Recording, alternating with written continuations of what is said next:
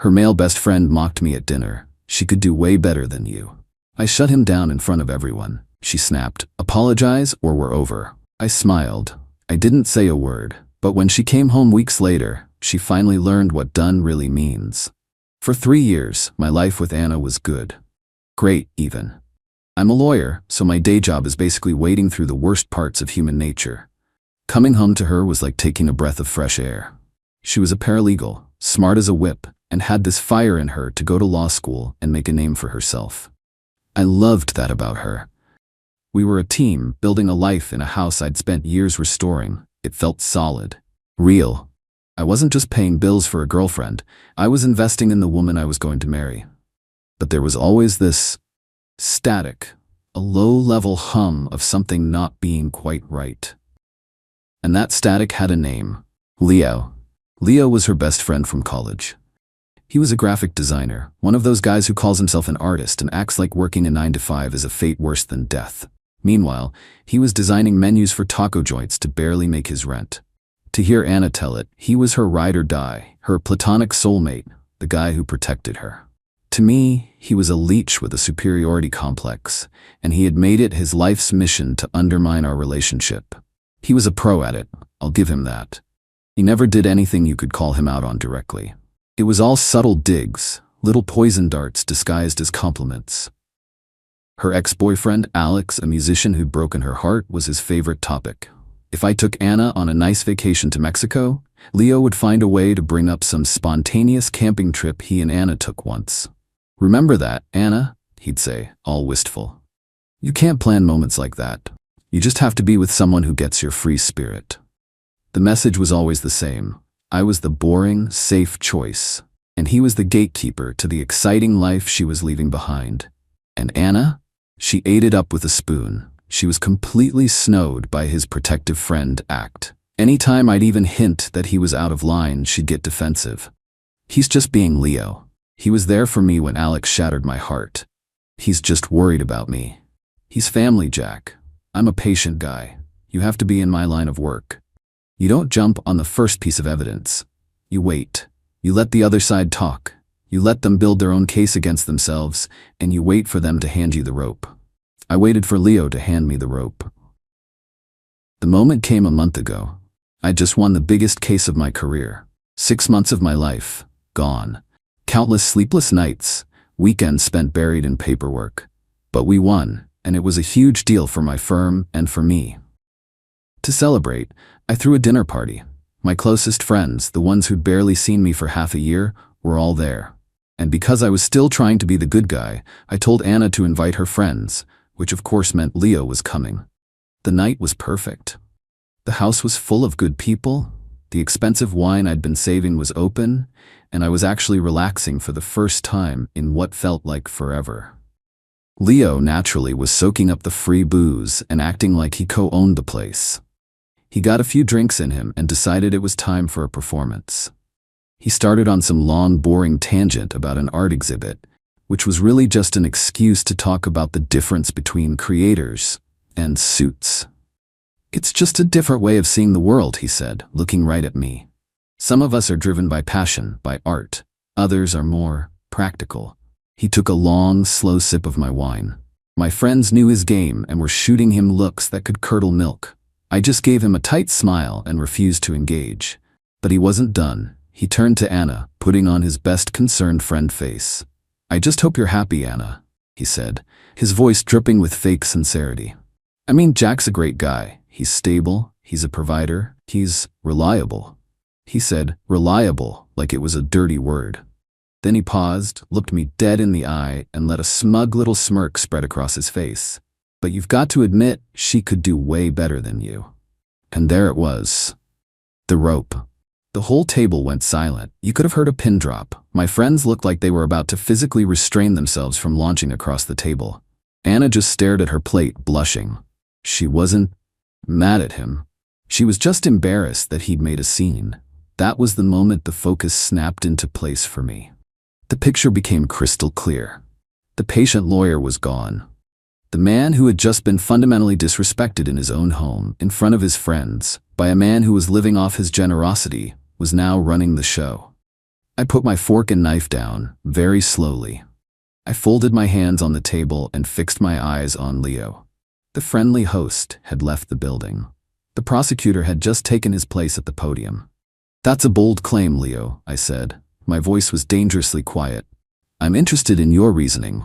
In your expert opinion, what does a better man for Anna look like? Please, be specific. Lay out the criteria for me." Leo was completely thrown. He was geared up for a shouting match. He wasn't prepared for a calm, methodical cross-examination. Well, he stammered, "someone more on her level. A creative, someone who gets her." "I see," I said, nodding. "So the main qualification is being a creative. An interesting theory. And I assume you see yourself as fitting this description?" "I think I understand her better than anyone," he said, puffing out his chest. "Perfect," I said. "So you're the gold standard. Let's examine that. Let's add a few other factors to this analysis. Let's talk about something more concrete than vibes. Let's talk about investment. As everyone here knows, Anna is in her second year of law school. It's a top-tier program with a price tag to match. I'm paying for that, the whole thing. It's a major investment of capital, of course, but it's also an investment of faith. Faith in her and faith in our future together. So my question for you, Leo, as the self-appointed gold standard of what's better for Anna, is this. What have you invested in her future lately, other than your consistently negative opinions of me?" Leo's face went white. Anna shot me a panicked look. "Jack, don't do this," she whispered. I held up a hand to silence her. My eyes still locked on Leo. "I'm not done. Let's talk about the car she drives. It's safe, it's reliable, it gets her to school and back. I bought it for her. Now, you have a car too, right, Leo? A cool little convertible that seems to break down a lot. In fact, Anna has had to loan you money for repairs at least 3 times in the last 6 months, hasn't she? Money that she took from the household account that, by the way, I'm the only one who deposits into. So in a very real sense, Leo, I'm not just investing in Anna's future, I'm also paying to keep your little hipster mobile on the road. You're welcome." One of my buddies at the table actually snorted with laughter before covering it with a cough. Leo looked like he'd been slapped. "And finally," I said, leaning forward, my voice dropping, "let's talk about this house. The roof over her head. I own it, I pay the mortgage, I fix the things that break. You, on the other hand, have been late on your rent so many times that Anna has had to cover for you, again, with money that I earned. So let me just summarize your argument for the jury, for the table. Your position is that a man who provides a stable home, a reliable car, and a fully funded, top-tier education is an inferior choice for Anna, and that a better man, by your definition, is one who is a financial black hole, who drains her resources, and who repays her kindness by systematically trying to sabotage her relationship out of what can only be a pathetic, transparent, and deeply creepy obsession. Is that a fair and accurate summary of your position, Leo?" I leaned back. The closing argument was done. The room was utterly silent. Leo was a broken man, a witness who had just been torn to shreds on the stand. He just sat there, humiliated, unable to speak. I looked at my friends who were all staring at Leo with open contempt. Then I looked at Anna. Her face was a storm of emotions. But the one that won, the one that broke through the shock and embarrassment, wasn't relief. It wasn't gratitude. It was pure, white-hot fury. She shot up from her chair, the legs scraping violently against the floor. Her whole body was shaking. "I cannot believe you just did that," she hissed. "You humiliated him, in front of everyone." "He humiliated himself, Anna," I said, my voice tired now. "I just presented the evidence." "Apologize to him," she demanded, her eyes blazing with a fire that was aimed entirely at me. "Right now, apologize to my best friend for what you just did. Apologize, or we are over." And there it was, the ultimatum, the final piece of evidence. She was standing next to the wreckage of a man who had just been exposed as a manipulative parasite, and she was defending him. She was choosing him. The love I had for her didn't just die, it was executed. I looked at her, and for the first time, I saw her with perfect clarity. I didn't get mad. I didn't yell. I just smiled. A small, sad, and completely final smile. I didn't say another word. I stood up, picked up my wine glass, and walked into the kitchen, leaving her standing alone in the silent dining room. The case was closed. The verdict was in. The aftermath of that dinner was swift. Anna and Leo left together in a cloud of drama. She moved in with him that night, a decision I'm sure was made in the heat of her rage and his humiliation. In her mind, she'd thrown down the gauntlet. She was waiting for me to come crawling back, to apologize, to do whatever it took to fix what I had broken. She had no idea that I had simply accepted her terms. For 2 weeks, I went completely dark. I didn't answer her calls. I didn't reply to the barrage of angry, then confused, then pleading texts. I ignored the mutual friends she sent to plead her case. I was a ghost. Instead of chasing her, I got to work. My house, which had felt like our home, now felt like a crime scene. I spent a weekend methodically packing every single thing she owned into boxes. It wasn't an angry act, it was a cleansing. I was an executor, settling the estate of a dead relationship. When I was done, I stacked the boxes in the spare room, changed all the locks, and reset the security codes. Then I made 2 phone calls. They were not pleasant, but they were necessary. They were the logical consequences of the verdict she had delivered at that dinner party. The first call was to the dean of admissions at her law school. I had a good relationship with him from my alumni work. I explained in calm, professional terms that due to a permanent change in my personal circumstances, the private scholarship fund I had set up to cover Anna's tuition was being dissolved, effective immediately. The second call was to the managing partner at my firm. I had pulled a lot of strings to get Anna a coveted summer internship there. It was a career maker. I explained that a severe and irreconcilable personal conflict of interest had arisen, and the offer had to be rescinded. I took no joy in this, but my support for her was based on the foundation of our partnership. She had taken a sledgehammer to that foundation. She could no longer live in the house. Exactly 2 weeks after the dinner, she showed up at my door. I watched her on the security camera fumbling with her key, her confusion turning to anger when it didn't work. She finally rang the bell. I opened the door, leaving the security chain on. She looked awful. The righteous anger was gone, replaced by a weary desperation. The reality of living with a broke narcissistic artist had clearly been a harsh one.